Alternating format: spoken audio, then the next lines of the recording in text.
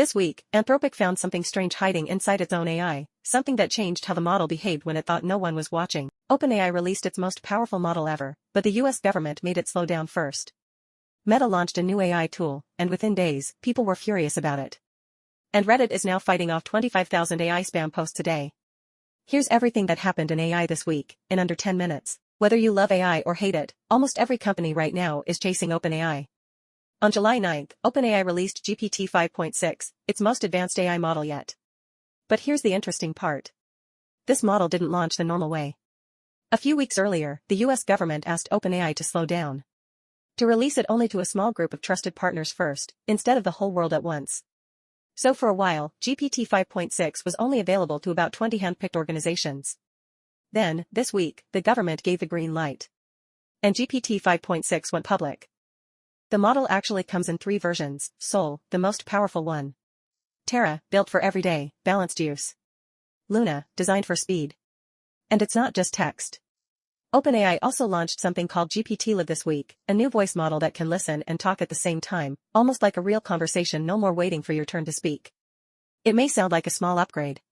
But this is exactly how AI starts feeling less like software, and more like another person on the other end of the conversation. So in 1 week, OpenAI didn't just release a smarter model, it got a government-approved release and gave ChatGPT a much more human voice. While OpenAI was making headlines, Meta was busy trying to catch up.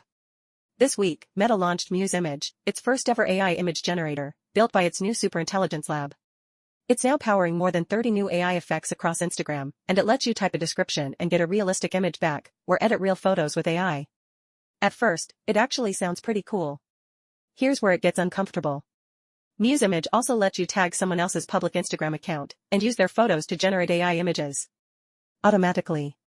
Without asking first. Imagine waking up tomorrow, and discovering someone you've never met turned your vacation photo into an AI-generated movie poster.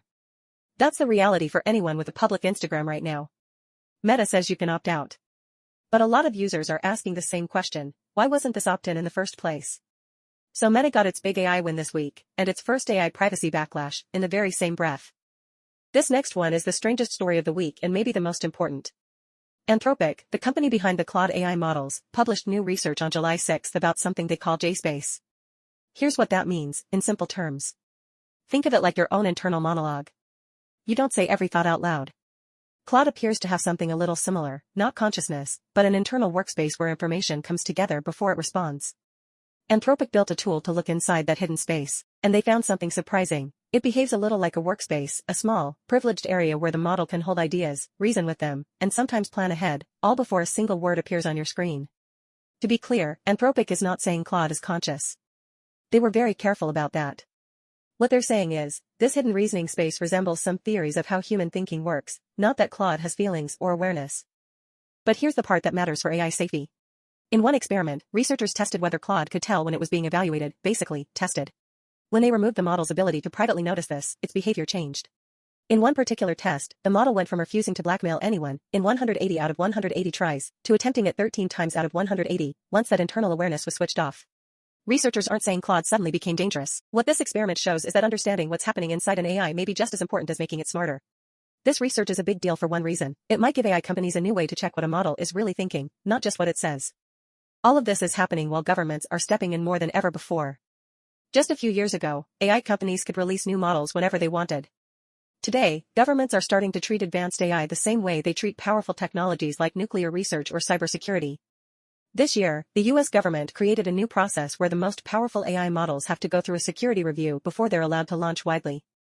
That's actually part of why OpenAI's GPT 5.6 launch was delayed at first, like we talked about earlier. And it's not just OpenAI. Earlier this year, some of Anthropic's own advanced models were temporarily taken offline by US regulators over national security concerns, before being allowed back online just last week. The message is becoming pretty clear: AI companies don't just get to release whatever they want, whenever they want, anymore. Governments are watching, and starting to act. Let's end with something a little more relatable. You've probably noticed more AI-generated spam online lately: fake reviews, fake recommendations, oddly generic marketing posts. Reddit says its AI moderation systems are now catching around 25,000 of these spammy AI posts every single day. That's the platform trying to fight back against a wave of AI content flooding in, and it's a small reminder that AI isn't just changing how content gets made. It's also forcing every platform to rethink how it protects real conversations from fake ones. Stay tuned for more AI breakthroughs, tech news, and deep dives. If you enjoyed this video, leave a like, subscribe, and tell me what you think in the comments below.